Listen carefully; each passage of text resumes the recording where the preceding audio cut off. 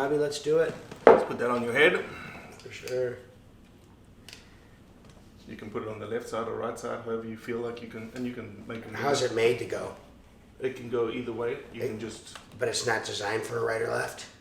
It's up to you. You can just move this left or right, whatever you feel. I like mine on my right. All right.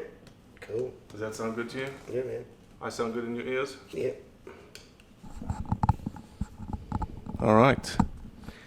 Rock and roll. Yeah, buddy. Let's do this. So it has been. I don't know if you like the chase. Yeah, I definitely like the chase. Because I've been chasing you for like 3 years. That's funny. That's funny. Yeah, you have been chasing me about 3 years. You've been chasing me a while, but I'm glad that we took this much time to 100% to get together and have this chat. Well, look, I'm grateful. Let's just start by thanking the person who initially introduced you and me. Who was that? Jim Spiros.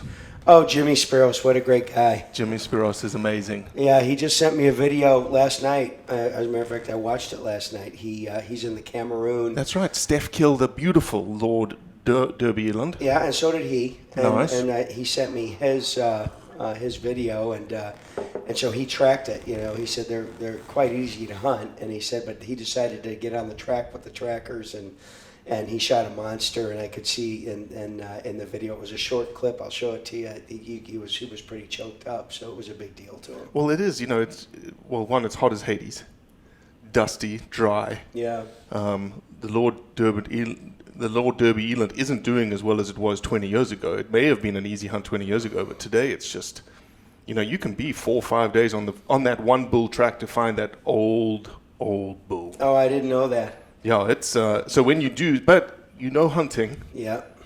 They could have found a big bull 1 hour out of camp just off the road. Oh, it's amazing. And it's done. It's amazing. It's amazing.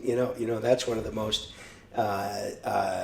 fascinating as you go through your journey of hunting, and I think it's just like anything. It's a journey, and it evolves, and what you like evolves, right?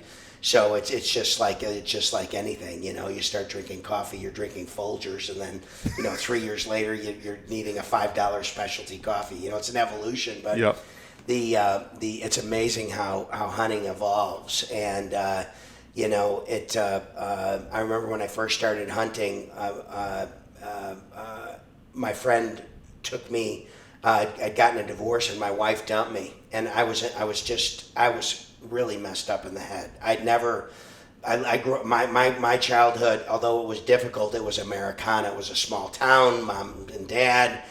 People didn't get divorced, and anyway, my wife dumped me, and so my head was way up my ass, and so my friend took me on a sheep hunt. He said, "Hey, get a gun and get a backpack." And so have you sheep hunted before? Never hunted in my entire life. And what? He says, "Meet me in Anchorage." You hadn't just whitetail hunted as a kid or anything like that? Never hunted in my life. I shot squirrels with BB guns, fucked around like that, but. So anyway, that was my first hunt. And what kind of sheep was it? I was a Dall sheep with Dennis Harms in the Alaska Range. Okay. So I was supposed to meet Jay Link up in Anchorage, and so I get to Anchorage and I get to my hotel. How old are you right now, Jimmy? This was going to be 19. This is 1990, so I'm 60 now. So that was 30. Early 30s. 30. Yeah, mid 30s. Okay. Yeah. And so anyway, before mid-30s. 1990, so it's 2000, so 34 years ago. So yeah, I guess so. I guess I was 30. This was mid-80s. This was 1985. Okay. Because I was mid-late 20s. And anyway, mid-late 80s. Anyway, so Jay says, come meet me, get a backpack, rain gear, sleeping bag, 7 mag, binoculars, meet me in Anchorage. So I get to Anchorage and I get to my hotel and there's a note, bad weather coming in, left to camp, somebody will get you tomorrow. And I'm going on a horseback sheep hunt with my friend Jay. So the next morning at 5 a.m, my phone rings, hi, I'm here to get you. I'm going to take you to a float plane and take you out to the Alaska Range. So I get my shit, pack up, we go out and we get in a float plane and we fly and we land. And so I get to this lodge, and I'm going to see my buddy Jay and have a beer, and there's no Jay. He's gone hunting. Yeah. So, and not only has he gone hunting, but there's no more horses left. I'm going on a backpack hunt. Yeah. I'm like, oh, okay. So they take me in a Super Cub, and they take half of my shit out of my suitcase, and so I get to keep half my shit. And they land me on a riverbank, and they said, there's a barrel there, unload the barrel, there's a tent and stuff in there, we're going to go get your guy. So I'm alone on the bank, and there next to the barrel is a grizzly bear track as big as my head. And I get my gun, and I'm just sitting there, like... So you've never had any experience? Well, let me do this. I do a terrible job of introducing people. We just launched into it. Yeah. Jimmy John's. Yeah, Jimmy John, sandwich maker. Sandwich maker. Yeah. I'm not saying your last name purposely because I fucked it up already twice coming into this well, place. it's French Creole. It's Liautaud. Liautaud. It's pronounced Liautaud. It's French. It comes from New Orleans. So it's French Creole. So my family were French. My dad's side French black Italians from New Orleans, and so 1903 my grandpa was born. There were 5 boys. 1910 my great grandpa brought those 5 boys to Chicago to break the color line because on their birth certificate they were colored. Gotcha. And so that was you wanted Italians. To get, well they were Italian, German, black. Yeah. But they were colored. They called them octoroons, which was a mulatto. A mulatto. Half black, half white. And so anyway, they came to Chicago, and then my mother was a Lithuanian immigrant. When Russia invaded Lithuania, they escaped and made their way to Germany and made their way to Ellis Island. And so there's my upbringing. They met in college, and that's it. Well, welcome to the Blood Origins podcast. Yeah, man. I'm excited to have you. So yeah, so I'm by the barrel with But you've never hunted. No. Did you live an outdoor lifestyle? Did No. you live an adventure lifestyle? Mini bike, city, weed, beer, and girls. I don't know if we could class that adventurous. Maybe you could. I mean, I was like every other little kid. 20-year-old, right. 18, no, 15, 16. Yeah. I was doing nothing. I was just, So what are you thinking when you're in this wilderness? Because literally you're in the middle of nowhere. Literally you're 6 miles east of the middle of nowhere. Yeah. I'm on a riverbank with a barrel and a grizzly bear track, and never been there before. So anyway, Walt Rowe was my guide. I remember Walt. And then he came in, we set up the tent, and I said, what do we do? He said, well, we sleep here, and it doesn't get light, it doesn't get dark. It's 24. He said, so it's 7 o'clock now, let's just go to bed, and we can get up at 1 o'clock in the morning. And he says, see way up on the tip of those mountains, you see those little white spots? He said, those are sheep, and we're gonna walk up there. I'm like, we're gonna walk up there? He said, yeah. I'm like, all right. So we take a fly, he takes a fly, we leave all of our stuff, we take our rain gear and our stuff, and we proceed to climb the mountain.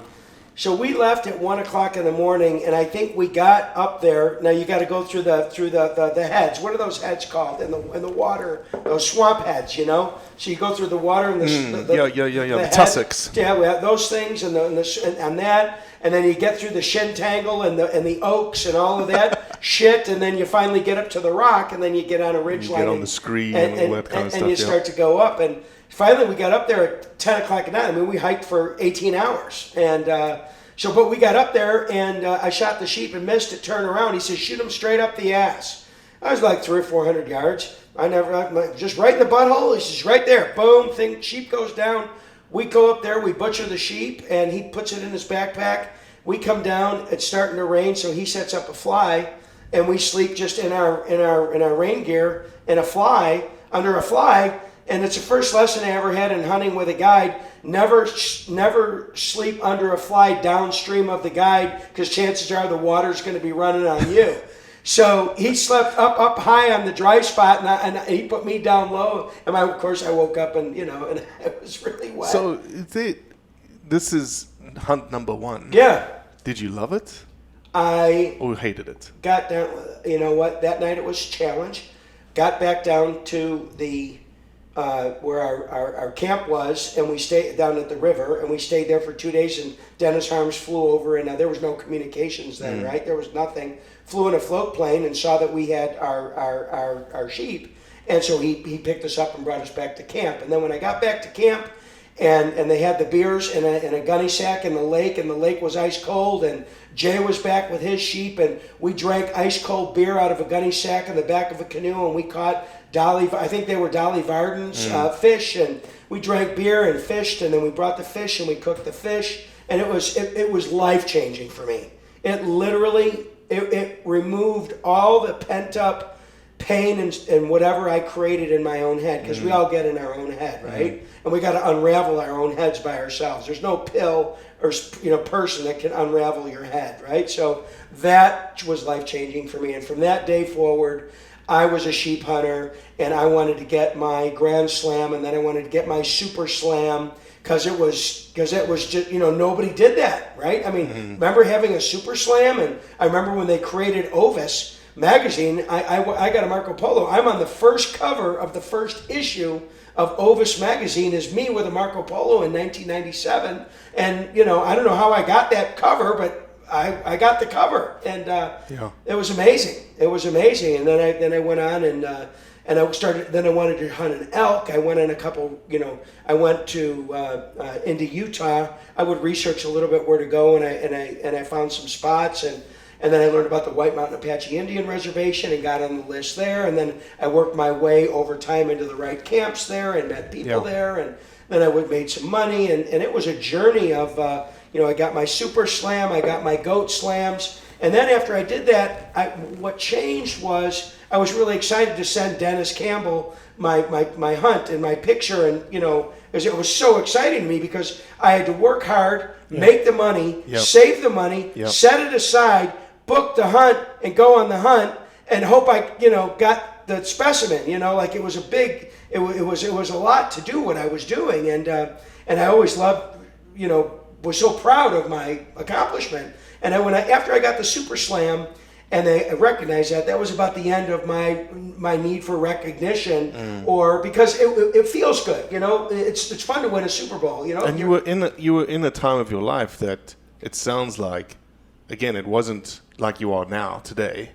It was like, hey man, I want X. Okay, I need to work towards X. Okay, now I can achieve X. Now I'm going to do X. Yeah. And it feels great to do X. It feels great to do it. And it was and as hard as I was working with opening restaurants and moving around all the time, and with restaurants, they're like cattle. It's like having, if you have 10 restaurants in 10 different cities, it would be very analogous to having 10 herds of cattle in 10 different cities, and one of your cows gets sick on a Saturday night, and you're in one city, and you got to drive to that other city and give the cow a shot and take care of the cow and get it right again before you can leave. And so that was my world. So I had to learn how to operate in multiple cities at the same time in order to grow. So it was very complicated. It took a lot of my headspace and a lot of my bandwidth to do it, and the hunting was a total, absolute.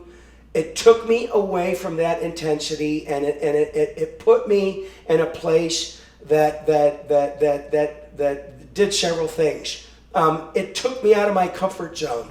It stretched I like being comfortable. I enjoy being comfortable. Sure, of course. And so it forced me to be out of my comfort zone. It stretched me. You had to go, if you could do, when you want to cross a frozen glacier river when you're hunting sheep, you have two choices. You go with your clothes on and you have wet clothes, or strip down naked and walk across the sumbitch and put your dry clothes on. Both suck. Yeah, but exactly. you got to choose which suck you want, and then you got to do it. Yeah. And then you do it, and you put and so that's something I wouldn't normally choose to do.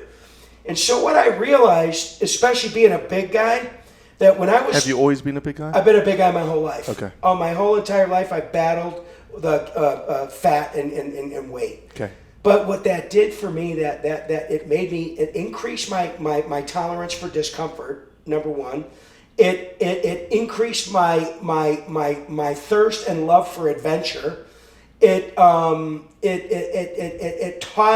forced me to learn how to be a marksman and a shooter, and then it also taught me how to survive in an environment that I never ever would have ever experienced. Had Jay not taken me there to help me out and to help. Just straighten my head out from that horrible divorce I went through when I was such a young man. And so hunting, there was so much more to hunting. There's so much more to it. And then it just became this glorious retreat and balance. And I'd come back clear-headed and with the ability to focus on my family and focus on my work, and just have a week sheep hunt. It's amazing what that'll do for a man. It's 100%. It's life-changing. And then you get 2 or 3 of those in a year. I think I've done 74 sheep hunts now in my lifetime, which to me is a pretty big number. 100%. I don't know how many rams I've gotten, not 74, but Sure. I've been on 74. So in those early years, are you going on sheep hunts and not killing? Yes. How did that feel? Awesome. It was fine. I mean, early on. Well, especially the reason I asked that question is that because you get into different mindsets Yes. as a hunter, right? Because in that mindset, you're thinking, shit, I've worked so hard. And I'm in that mindset right now, right? I've worked so hard. Yeah. I've worked and saved the money to do this thing that I really want. Yeah. I'm sacrificing time with my family. Yeah. And my boys that are of age that I'm taking time away from them. Yeah. And I go and do this thing for 10 days. Yeah. And I don't accomplish what I set out to do. Yeah, early on in my career, like we said, like hunting is an evolution, and I'm sure it is for everybody, and I am only talking about me. I'm not talking about how you like to do it and how he likes to do it, and all of our hunting is hunting, and we're all brothers in hunting, right? We're all the same. But in the early days, absolutely. Like when I was up with that Marco Polo in 1997, there was no sat phones. You wanted a Coke, there's no Coca-Cola. I mean, we flew into Dushanbe. The Civil War was going on. I traded cigarettes and $100 bills at all these checkpoints to get through. Back and there was no. It was like when we got to the Pamir and my blood pressure was high, and we had a doctor in camp, and I took blood pressure medicine. They wouldn't let me hunt for 3 days.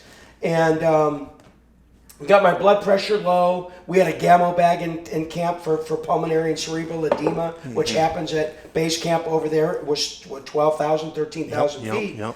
So anyway, when I killed my ram at 17,000 feet, and that to me, I couldn't wait to get the hell out of there. I was so glad to get that Marco Polo. And what was interesting is I went back to Tajikistan last December waiting for my import permit now. And I so hope that, that's going to happen. I believe it will happen. People are working on it. Yeah, and it's the right thing. But I went out the first morning, the first day, to a particular valley that is far. It's a long ride to get to this particular valley where I was going, where there were some big rams. And in the first sunlight, the first hour of sunlight, I shot 65 by 65 inch Marco Polo, perfectly symmetrical, the most beautiful Marco Polo I ever saw, at 851 yards in the first hour of the hunt. I'm in much better shape now, even though I'm a big guy. I have a resting heart rate of 58, and I work out really hard. And I could have stayed up there for a week. I'm in way better shape than I was in '97. But circling back to getting an animal, am I disappointed when I don't get an animal? No. I was in the White Mountain Apache Indian Reservation hunting there for about 17 years. And I wanted to shoot a 400 bull. And at the White Mountain, if you couldn't go that year, if you paid and sent somebody in your place, you kept your spot. Okay.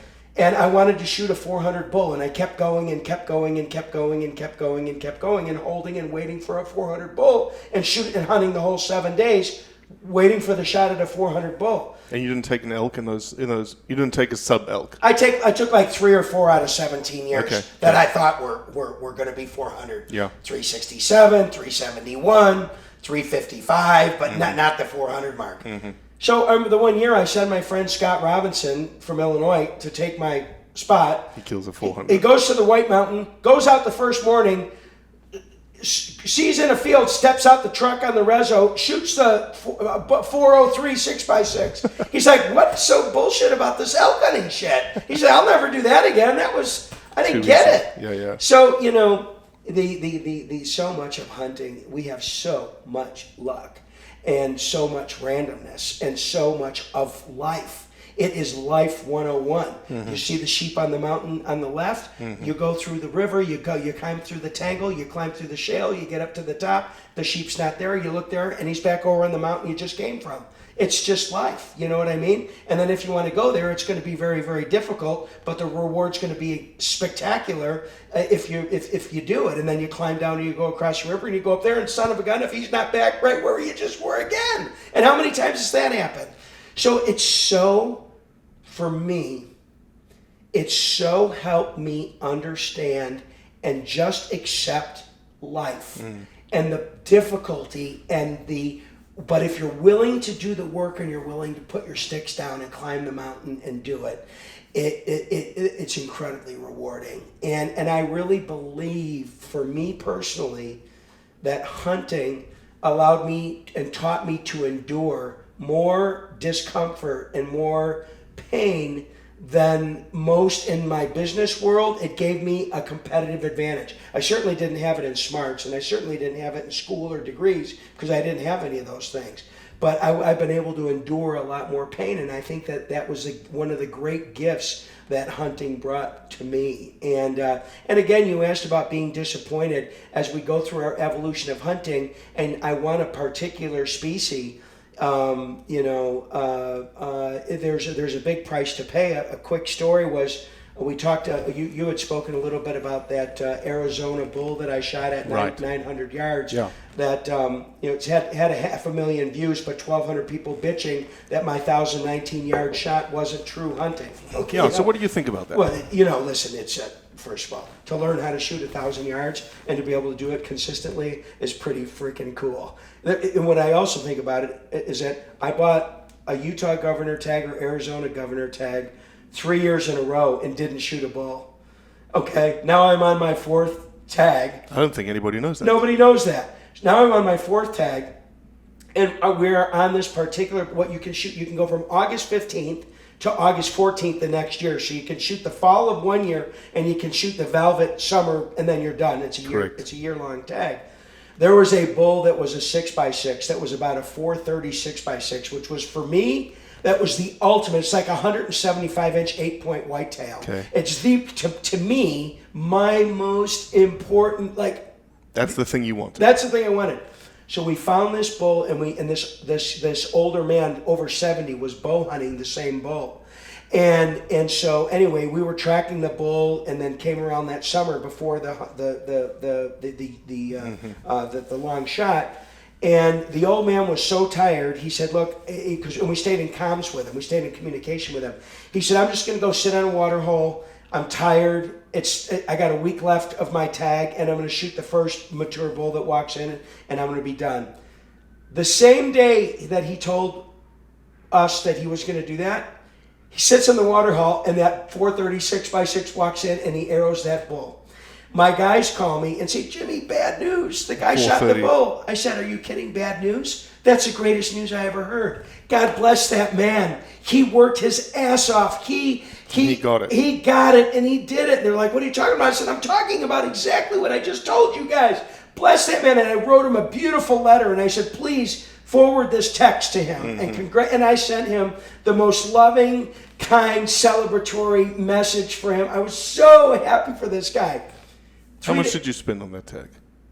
On that tag? Probably 400,000, 300,000. Yeah, 300, between 300 and 400 probably, yeah. Yeah, but I'm into the out now for $1 million and haven't shot anything, right? I haven't shot one. So anyway, on Instagram, one of my guys finds this bull on Instagram and says, "Oh my God, these lion hunters have posted pictures of this bull."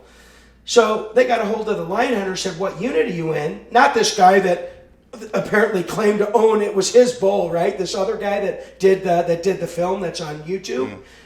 This lion hunter told my guys where the bull was. So my guys went there in 3 days. They turned up the bull, and so the bull was in velvet.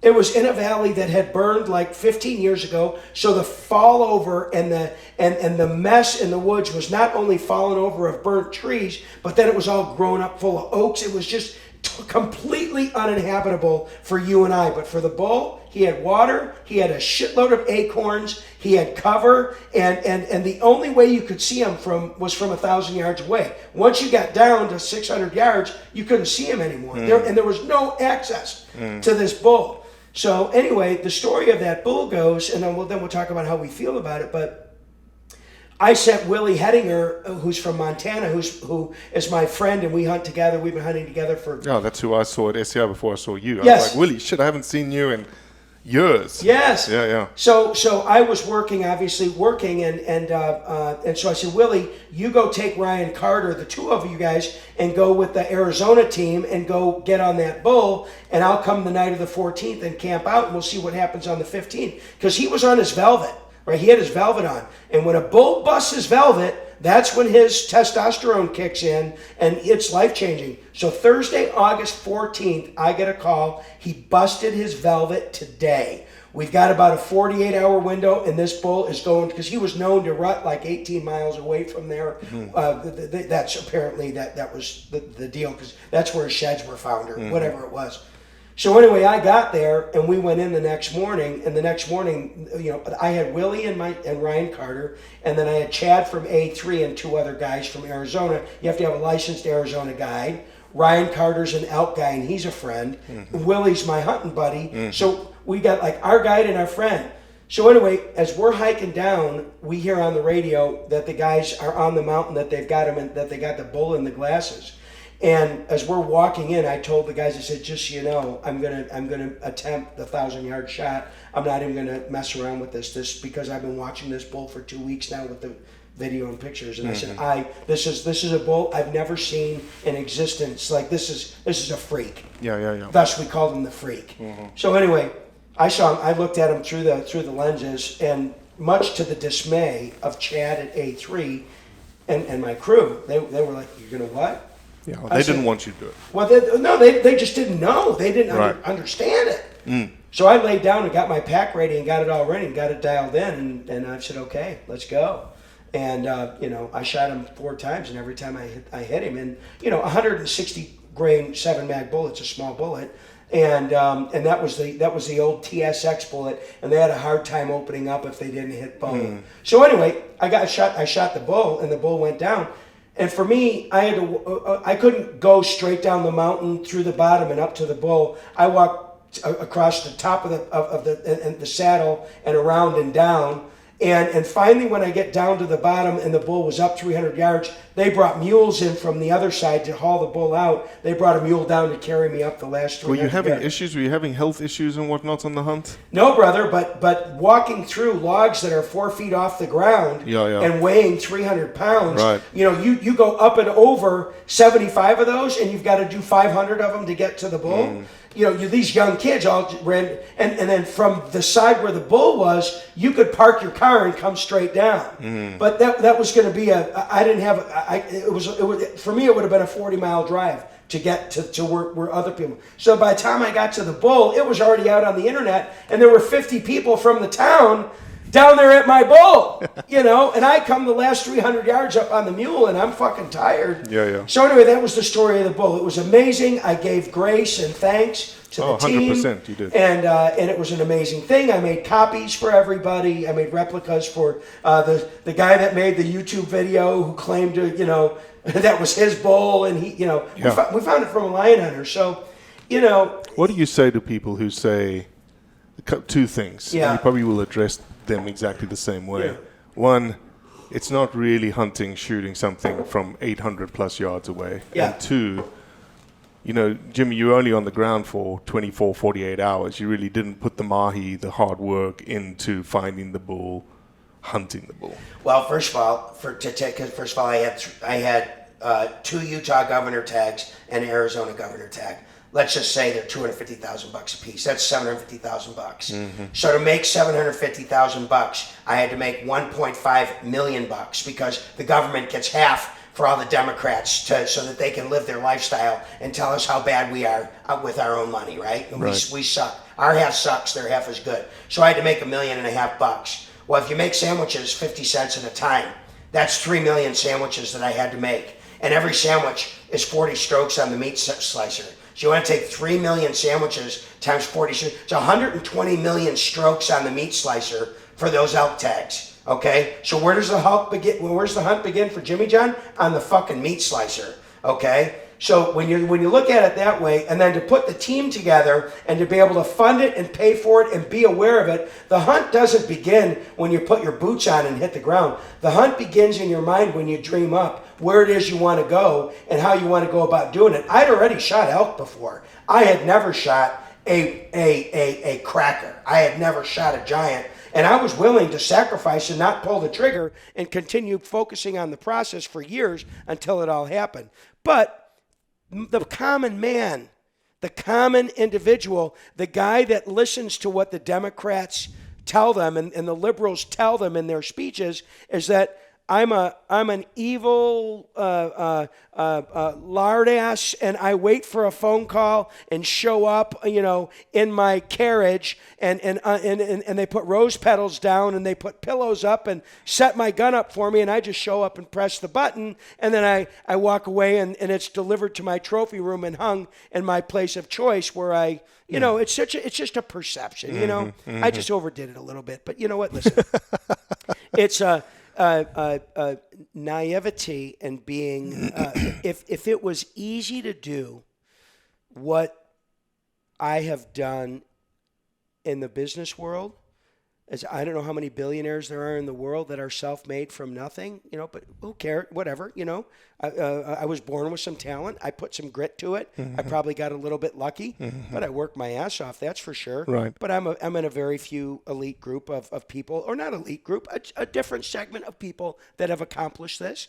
And then on the hunting side, it takes a lot of planning and preparation to figure out where you want to go, because once you get to, as the hunting game evolves, it's so much fun to figure out where the best genetics are, who's the guide that knows the area, develop the relationship with the guide that knows the area, befriend the people in the area, go there and hunt a few times with the people in the area, let them know you're not going to squeeze the trigger, let them know you're happy to pay the bill and leave and tip everybody and go away, say let's try it again next year. Takes 3 or 4 times to do that. Took me 9 times in Mongolia before Gala really realized, Gala the guide, he just died last year on the mountain looking at sheep. He died in his chair with his iPhone on the scope, sitting in the chair, exactly his kids had the pin of where he was. Jeez. And that's where his kids found him, in his chair. Unbelievable. What a great way to go, right? But I went 9 times with Gala to Mongolia, and he says, "You're serious?"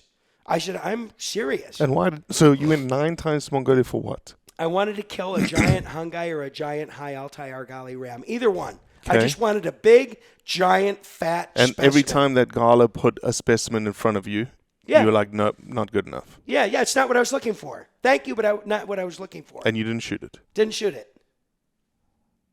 Yeah. So, and now... Let me ask this, because I'm curious in this scenario. Yeah. I've shot 5, not 9, but 5 times I took rams. In the 9 times you went with Gala, you took 1 ram or 5 rams? With Gala, 3. 3 rams. I went with other people. So let's just take an example of the year you went with Gala, you didn't shoot a ram. He put a ram in front of you. Yeah. You're like, nah, not going to shoot it. Yeah. 7 days go by, whatever it is. Yeah. And you say, thank you, but no thanks, I'm out. Yeah. Do you pay the full tag price? Oh, yeah. For everything as if you shot the ram? Oh, yeah, for sure. Yeah, 100%. But it's not, at that point in time, I enjoy the journey. I enjoy the chase. I enjoy getting one step closer to perhaps maybe or maybe not having the opportunity of a giant ram. You know what I mean? It's just an evolution. It's just what you like, and I just and it's fine. And I enjoy being out there, and I enjoy the wild. I enjoy the Mongolian people, and I enjoy getting back to town and taking the shower at the beautiful hotel and eating some Mongolian dumplings and getting on my plane and flying home. And so, do you think that is that the mindset of Jimmy Johns today when it comes to hunting? That you've got these things that it's the search for this thing that is, a rarity. That's my goal. That's my pinnacle. That's my mountain. Yeah, that is what it is, and I have so much respect and so much admiration for, beautiful, symmetrical, age, mass, done past their prime. There's I bought 2 sheep tags this year. I bought a Colorado. Yeah, stop. We're gonna talk about that later. But when I see something that is so beautiful like that, for me, it's just to be able to have the option to be able to buy that tag is just it's one of the greatest gifts that come from having extraordinary wealth. And because wealth is not money, wealth is options. To me, wealth is options. Time is our only limited factor in life, right? When we have more than we can use. And so, yeah, man, I like having those options. And I just and the animals are so beautiful. And what it takes to get a specimen like that. It's like what it takes to make a Patrick Mahomes or a Tom Brady. It is they're just every once in so many years these specimens that are just amazing. Michael Jordan, the most incredible of all time, and so these things to me are beautiful, And so it's still just sheep, right? That's your deal. Like that's where the rarities occur. Or are you looking at other things? White-tailed deer I like a lot. You like the big. You just like good symmetrical classic whitetails, or you into that whole big a bunch of funk and whatnots? Well, I did a bunch of funk. I spent a lot of time on high fence operations, just blowing off steam when I was working really hard and opening 30 restaurants a month. I opened 30 restaurants a month for about 10 years. I had 3 jets and 18 pilots, and we were flying 2,000 hours a year. This is before iPhones. We had to go physically locate every store, pre- and post-construction walkthrough.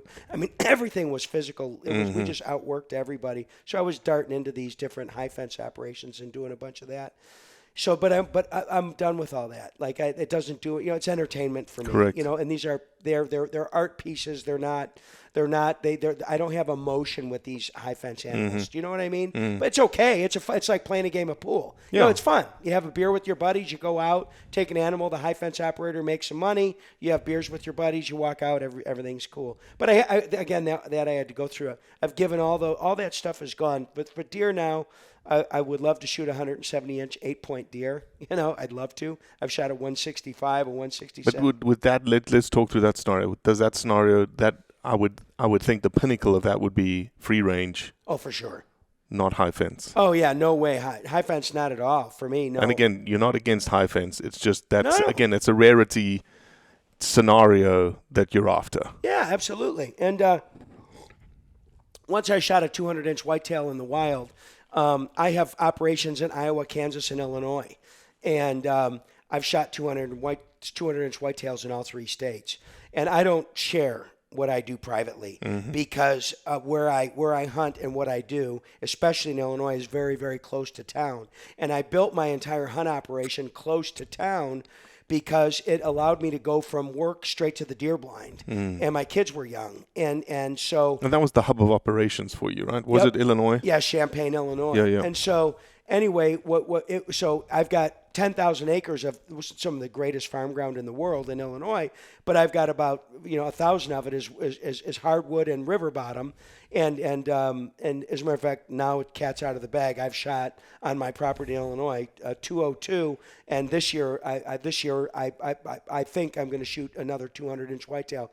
You got to pass a lot of 180s 100% to shoot a 200. Right. That's the hardest thing in the world. So, like last year we passed 9 book deer, 170 or bigger, and our best deer that we passed was a 187, beautiful symmetrical 187 that was like 160 the year before. We passed him at 187.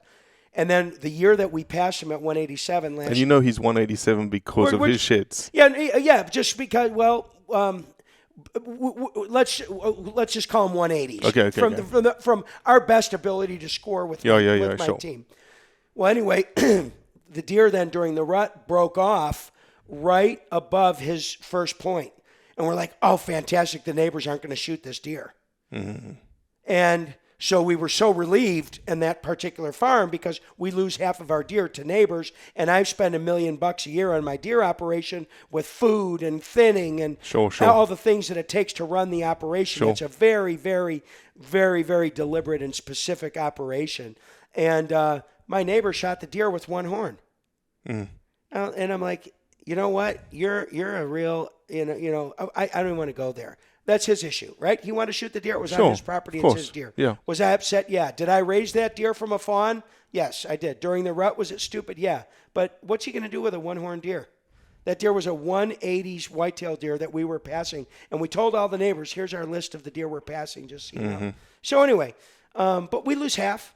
I get my half. It's just like my money. Somebody else gets half. I get my half. And so I take my half, and I do it. And in Kansas, I've shot some really beautiful deer. And in Iowa, just a really beautiful deer. So before you talked about wealth and wealth giving you options. Yeah. Okay. So I want to transition to this year, Wild Sheep Foundation show, Reno, Nevada. You're not there. Yeah. You're on the phone. Yeah. Because I'm looking at the table, literally 3 tables away from me, that is buying sheep tag after sheep tag after sheep tag. And I'm like, who the hell is that? And Gray's like, I think that's Jimmy on the phone over there. So here's my question to you, Jimmy. Yeah. You have the option. Yeah. Potentially in Colorado to find a private land tag. Yep. That would probably cost you $85 to $150 for a sheep tag. Yeah. Yet, as I understand it, you can confirm this. Yeah. You bought the state of Colorado sheep tag for $600,000. Exactly. Why? Because I got Jeff Tomasky brought me a private landowner that the state opened up his land for hunting, and he's got 5 or 6 sheep on there that are the biggest sheep, Rocky Mountain Bighorns, I've ever seen in my entire life. So why wouldn't you just go to the landowner and say, what do you want for your sheep? Because you have to have a state tag to go along with the landowner tag, the landowner's access, because he's got the access, the state can't access. Okay. So what the state said is, say, look, we will allow hunting on your land privately, but we want you to give us one public, also donation tag. So, but I get to hunt earlier than them. So, I said for sure I'm going to do it. I'm 60 years old. And the last sheep that I saw that was that beautiful was Gwen Crowson's sheep from Alberta back in the 1980s when I was hunting, when I would save up my money and go on a hunt. And I remember when Gwen Crowson shot that 208 bighorn, and I saw that bighorn, and it looked like a sheep's head with 2 Super Cub tires hanging off the side of his head. And I'm like, that in 1980, whenever that was with Gwen Crowson, and I saw Gwen at SCI. He was there this year, and I saw Gwen. And I just said, that is the most beautiful thing that I'll never be able to attain that in my entire life. And when Damasky showed me those sheep, he said, it's a $300,000 trespass fee. And, and so, you can, the $600,000 is a charitable donation, but the 300 is, so it's cost $1 million. So, yeah, so you're actually, 600 was the tag. Yeah. There's an additional $300,000 to the private landowner. Yeah, God bless him. God bless him. He's got the property. He's got the sheep. That's his price. God bless him. Who's to say? Is it a lot? Yeah. But you know what? At the end of the day, God bless that guy. It's his. It's America, man. It's a free market. It's the beautiful thing about the free market. Let it ride. Let it ride. You want to play the game? Come play. Jimmy, how much did you spend at the Wild Sheep Show this year on sheep tags? It's $1.2 million. 600 and 600. I bought 600 for the New Mexico tag. You bought the New Mexico tag as well? Yeah. Yeah. Do you have an idea on sheep tags, elk tags, antelope tags, whatever, how much you've spent over the last 10 years in the governor tag scenario? Could you estimate it? I would say if we just go through my lifetime of starting to be able to have this luxury and this option, I have probably am in the world of 10 to 15 million. 10 to 15 million. Yeah. Of which, when you look at the tags, depending on the tag in the state, 85% of it goes back to the state. Yeah. Some of it 100%, like the Arizona strip tag. Have you bought the Arizona strip tag before? I have. That tag would have gone 100% back to the state of Arizona in terms of money. You fought Arizona strip desert mule deer. Mm-hmm. Yeah, I did, and I had it 2 years in a row and never shot one. You did? Whoa, what? 2 years in a row, never shot one. Did you buy it last year? No, this was a long time ago. Okay. And I bought it 2 years in a row and never shot one. And the second year I was there, I did the loop. I was shooting the velvet deer I had until August 14th. Yep. And so we had the deer, and every time we got on the deer, the guide for the August 15 tag would come with his side-by-side and chase the deer away from us on our stalk. And so we called the Fish and Game 5 or 6 times and said, there's nothing we can do. Right. And I'm not a violent guy. It was just so horrific what he was doing to me anyway, we didn't shoot the deer. He shot the deer on opening day on the 15th, the same deer. And so I was just disgusted with it, and I stayed away from that for a while. And but anyway, I've given a lot of money to it all, and very, very, very, very happy to do it. I bought the Montana tag 4 years in a row, and I had such a great relationship with Shane, who runs the area where the sheep are in the Missouri breaks. And Shane's a good friend of my friend Willie. And Shane came to us and said, "There's a farmer here that's got some goats and domestic sheep, and he's a legit operation, but he's about a mile off the base of the sheep habitat. We want to make him an offer, possibly of replacing his herd with cattle. And would you be interested in to avoid the transmission between sheep to avoid between the domestic sheep and the wild sheep? Yep. So I said absolutely, and Shane handled the entire transaction with Willie, and I bought the goats and the lambs from him, and bought him a herd of cattle, and because do you know how long that would have taken Shane to take it through the bureaucracy of the government? Why did this is a very basic question, but it's worth asking. Why? Yeah. Because why'd you do that? If not me, who? If not us, when? Who's going to do this? The bureaucracies can't run. Look how they run schools, let alone run wildlife. You saw that as an opportunity to benefit wildlife in the state of Montana. Completely, just like the fence that I built along the highway for the Taos Pueblo Indians. Jimmy, hold on. How many of these other projects have you done? Oh my God. How many schools I've built in South Africa? How many like from nothing in the middle of nowhere with Charles Price. I was the first school I ever built in South Africa for the kids. I mean, buddy, I would have to go back and look at to see how many different things that I have done. Now look, this is just, I wasn't planning on talking about this, but it's not just about the tags. The tags are one thing, but the Taos Pueblo guys, their sheep proliferated so well. They went from the mountain down into the gorge, and from the gorge across the valley, and then crossing I-80 and in the rut, and I built these 2.5 mile of fence on both sides of the highway, and then we bore holes through underneath the highway and put in a big 6-foot drainage ditches and we put alfalfa in there to entice the animals to go through during the rut, and it stopped all the killing of the animals. Like, I had an opportunity to stop that now. Like right now, today, no more sheep are going to get killed. Can we get the fences going now? And you said yes. 100%. Just did it. It's a joy for me to do that. That for me, that is the greatest charity for me. I don't judge charity. We all season our steak differently. Sure. And for me, I just do it because I enjoy the animals so much. And my son Fred, who I've gotten to learn we never had anything in common, my son Fred and I. I was a working dad. My kids had a tough go because I was gone. I was all the time present, but I wasn't present. And now that they're adult men, and my son Freddie's a chef, classically trained chef, and the one thing that he and I do together is hunt together. And we discovered this 5 years ago. He loves to hunt with his bow. His favorite thing is taking out he has no care about points. He wants to shoot the oldest, nastiest, old animal to my son Freddie. That's just what he loves to do. And he's going on his first sheep hunt this August. And, to have the future, for the kids to have the option in the future, I want them to have the option in the future. I've been gone from Botswana. they shut elephant hunting down and then they brought it back again, right? So I was gone from Botswana for 12 years? How long was it closed, Robbie? It wasn't closed. It was closed for 2014 through 2020. Okay, I'm going to say the last time I was there was 8, just for all intents and purposes, 8. Then last year I went again. Yep. So in 23 I went, or 22 I went again for elephant.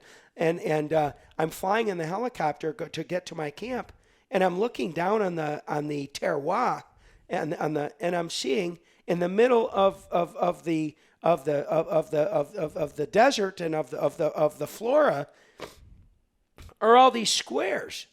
And I said, what are all these squares? Well, these are all domestic animal squares. I said, well, when did this all happen? Well, when they shut down hunting, there was no more money.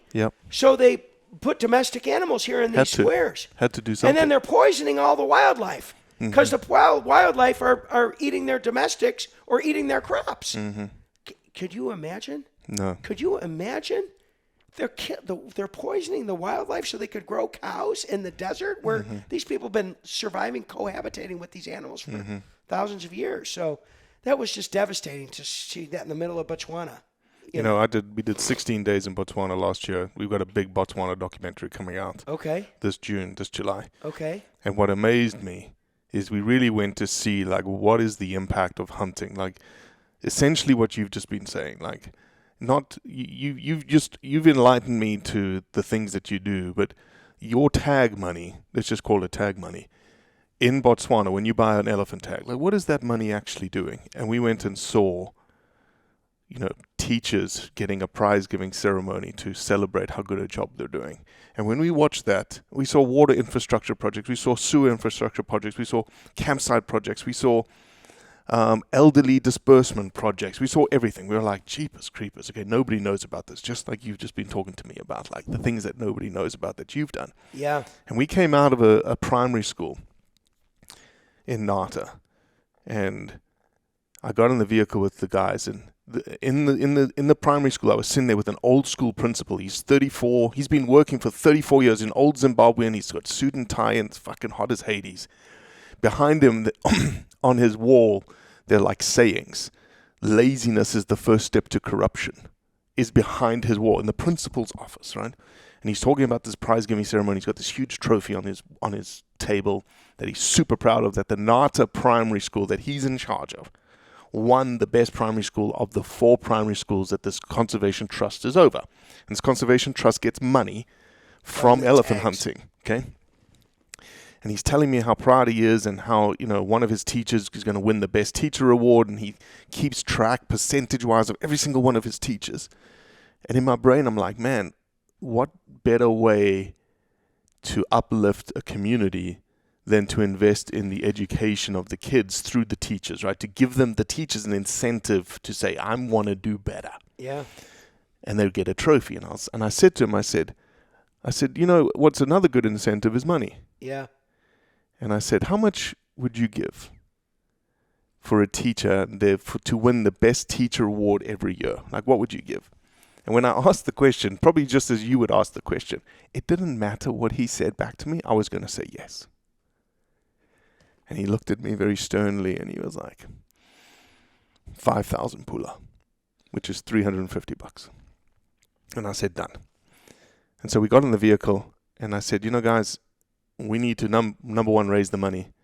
But not just for that. I said, we need to do it for every single teacher in each school. So make a best teacher of each school, so 4 times that.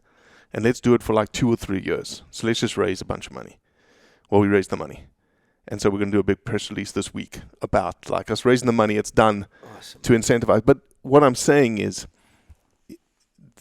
the perception of hunters is typically not a good one.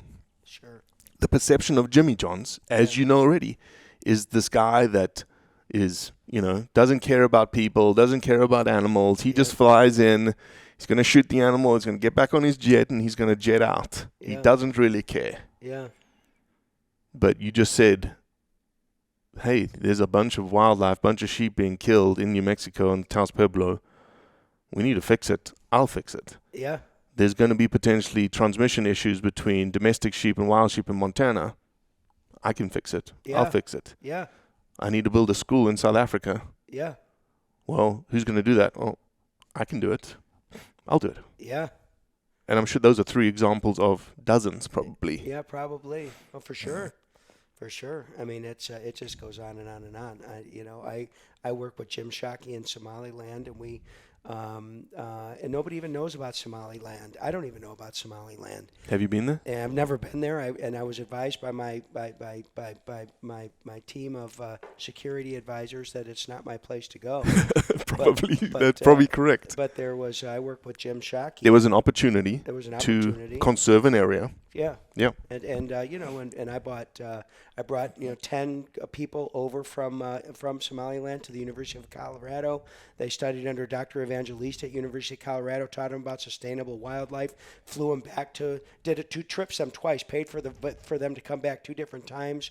I bought Jeeps, I bought computers, I bought radios, I bought all kinds of stuff to set up the first and also help them fund when the Somali government, there were some Arabs, I think I got it right, an Arabic country that so the kings of some country had the exclusive hunting rights to the entire country of Somaliland, and we helped them break that in a lawsuit and finally won and beat them in the world court and got that family out and took back control of the hunting rights in Somaliland and taught them how to have sustainable hunting, and I provided all kinds of money and all kinds of equipment for them to do this, and to the point where the last desert lions were in a zoo in the city, and from the last that I heard, they were going to build an enclosure inside this area, this 1 million acre hunting area that they designated for hunting, and release them into there from the zoo. And apparently it was the largest trafficking area of cheetahs in the world for some reason. Jeez. People like cheetahs. And anyway, I worked with Jim Shockey on that, and I don't, we ended that one. I don't know why, but I know Jim got to go hunt there because of the donations that I had made. Mm-hmm. And then I think his wife started to get really sick, and his energy went to focus on his wife. Sure. And now she has now since passed. So anyway, I mean, there's just Jimmy, why? Can you break down why you do it? Like from your heart, why do you do it? Because if not me, who? If not now, when? When there's an opportunity, that's what's one of the greatest things about having the ability to do stuff. Like that Rhino project. Hume, was it Hume? Yep. That had the Rhino project? Yep. I was gonna take that whole thing on and do it. But what I needed to have is I needed a place to offload those rhinos. Correct. Like I would pay and I would do it and I would breed them. But if I was going to give away, three bulls that were done with their breeding and they were past their prime, I would also want to give somebody, 8 females and 8 babies along with the bulls, and I would just give them away and let them go to a hunting concession and let that person make the income from those bulls so that he could then support and sustain the females and the babies. Right. And let's keep this perpetuation going. But there's no place for the bulls because they don't want to hunt them. That's the craziest stuff. And it was just so crazy to me. It was so crazy that, they've got to open it again. If they don't open it again, the rhino's going to be gone.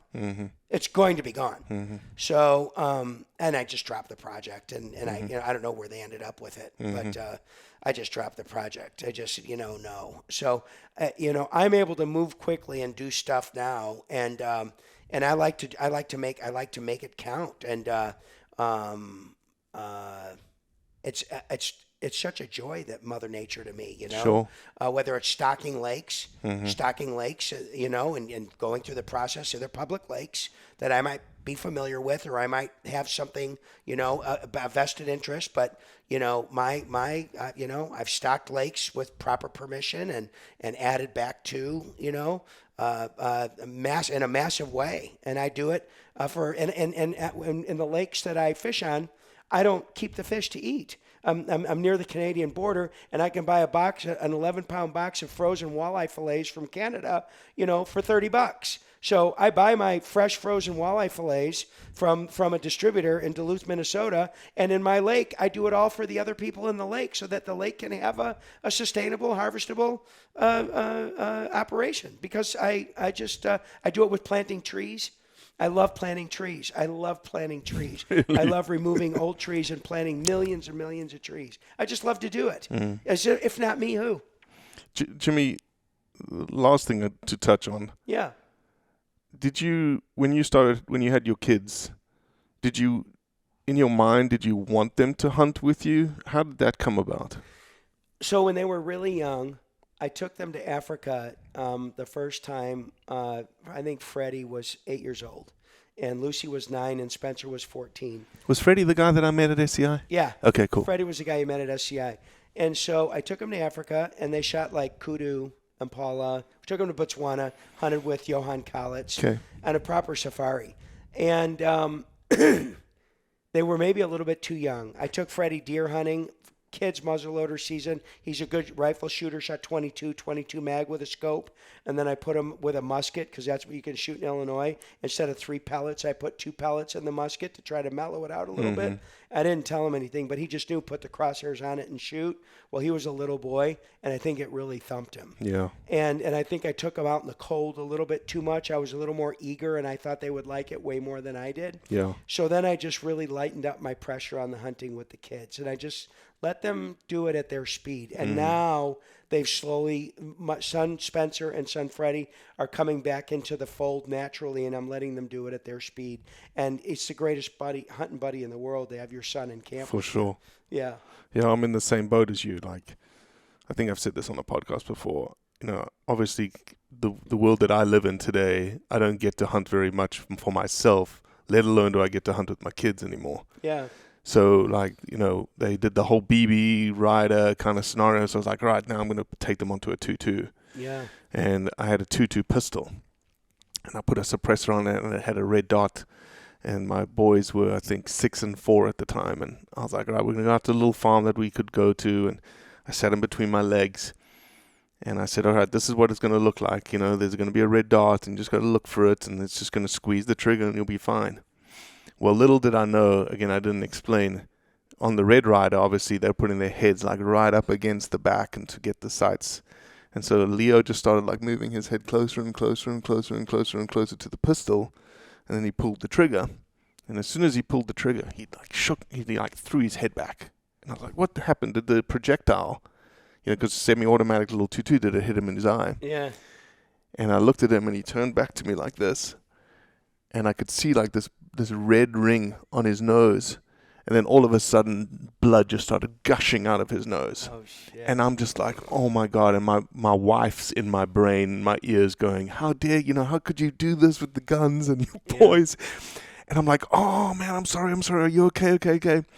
And as I'm doing this with my 6-year-old, I turn to my 4-year-old who's sitting next to us. And he's like, I don't want to shoot.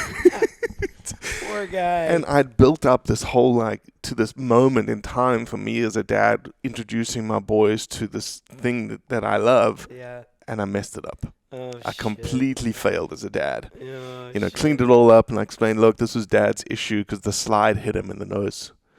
And I said, look, this is what it looks like. We need to do this again. You have to get back on this horse, you know. And they're okay now.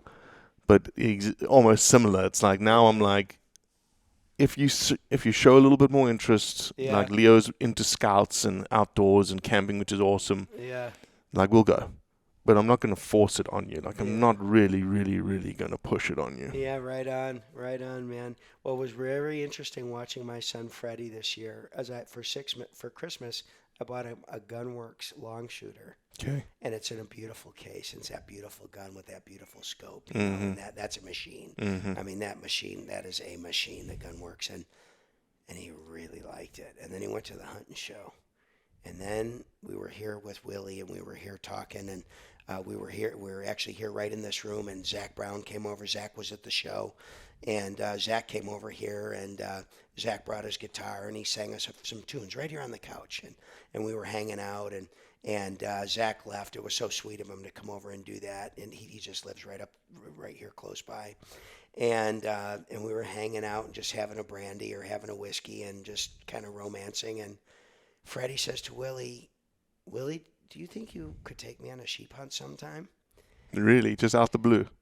Dude, when that happened, like, I just welled up with, like, I can't contain myself, but I'm feeling it right now. I mean, my son Freddie is a big guy like his dad, and he is going to voluntarily go on a sheep hunt. You hadn't been like putting seeds in his brain to like, hey, you need to come do this. Why don't we do this? I didn't want to mess with him. I want it to be his deal, and I want it to be his speed. And he's a man, and I want it to be his choices. I came from quite a tough father, and God bless my father. And so, I mean, he wanted to do it. So him and Willie, I carved out the time. I'm not going. That's him and Willie. They're going to do it. They're going to go backpacking. And, you know, back when I first started with Willie 15 years ago, I wasn't in the shape that I'm in right now. Like, I thought that I would never hunt sheep again. And I think Willie and I have been on 35 or 40 trips together, you know, in the time that we've been together in the last 15 years. And so Willie has changed my life. And Willie, when I first went on a stone sheep hunt with Willie way back in the day, one of the hardest in the world, Willie literally said, you grab the back of my belt and I'm going to go one step at a time and we're going to get up this thing here, Jimmy. We go one step at a time. And you know what's amazing thing about Willie is he's got a severely handicapped child. So he has so much patience. He has so much patience and so much resolve for people that struggle that he's just such a beautiful human being. And for it not Willie, I wouldn't be able to be doing what I'm doing right now. So I'm so grateful to this man who's changed my life and encouraged me that I can do it. Isn't that amazing? No, it's amazing. A little farmer from Montana that's, you know, changed my life, you know, and now he's taking my son. Well, it's amazing what people, you know, that you come across in your life and what they mean to you and how they change the trajectory of who you become. Yeah. And I'll say this, I think you are a private individual. Yeah. But just through this conversation, I think you've opened up a little bit to some of the things that you do, the emotional part of you. Yeah. You are a hardcore, dare I say, cutthroat businessman, but you are a softie.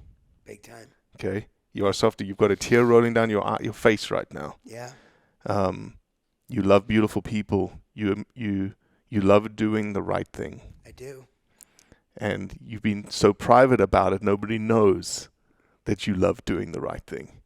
They just see this guy, you know, who's loud, who's out there. Yeah.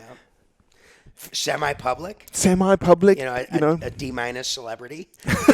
I'm a Shawami of salami. You know, I'm not even Papa John, you know, a pizza guy. Yeah. Yeah. But I think I thank you. Sure. It's taken us, again, 3 years to get to this point, but it needed that because I don't think you would have had this conversation with me. Yeah. Allowing me to open up, and that's what I do best. Yeah. I peel onion layers very purposefully, and I appreciate you, and I'm humbled and grateful to have been able to have this kind of conversation with you, because I don't think you've had this kind of conversation with anyone around the thing that you love the most, which is hunting, is your family, your sons, your kids, good people, beautiful people, and also this beyond hunting is all the things that hunting touches that you can see and go, man, I want to help with this education project. I want to help with this land project. I want to help with reducing wildlife killings. Continue. Amen. Yeah, well, you know, I do it for me. I don't do it for recognition. Just like the big animals that I take. I enjoy it is very competitive, right? When you get it at a high level, but I do it for me. I don't do it for anybody else. I do it for me. And when I go and I leave, I want to be able to die and be done with wherever God takes me.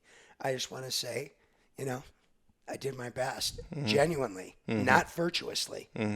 I genuinely tried to do my fucking best, and I gave and I shared and I brought people with me, and I don't know any other way for me to have a better life. So I've been very, very fortunate, and I don't know where or what it comes from, but it is what it is. So thank you for the love, and thanks for the chat. And thank you, buddy. I hope I see you on the trail. Yes, sir. Yeah, man. Thank you, boss. Yep.